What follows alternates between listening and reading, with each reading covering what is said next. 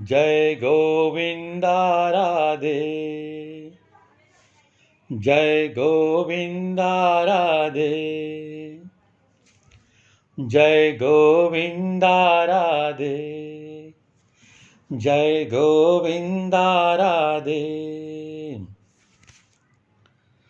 चांगल्या व स्वच्छ वाचनाची साहित्याची व्याख्या अशी आहे.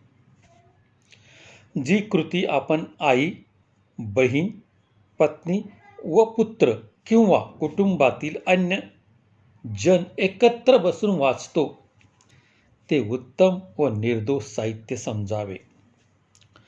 लोक भागवत हजारो वर्षापासून वाचित आहेत. घरात आई, बहीण, पत्नी वगैरे स्त्रीवर्गातील व्यक्तीबरोबर बसून वाचित आहोत. अहो, जाहीरपणे हजारो स्त्री पुरुषांच्या समुदायासमोर बसून त्यांचे वाचन होत आहे. तरीही ते वाचून किंवा ऐकून कोणाच्याही मनात स्त्री पुरुषांच्या संबंधाबद्दलचे दृष्ट विचार निर्माण झाल्याचे आपण कधी ऐकलेले नाही. कोणाची कामवासना उद्दपित झाल्याचीही कथा ऐकण्यात आलेली नाही. भागवतासारखे सात्विक व उत्तम ग्रंथ जगाच्या साहित्यात फारच थोडे पाहायला सापडतात.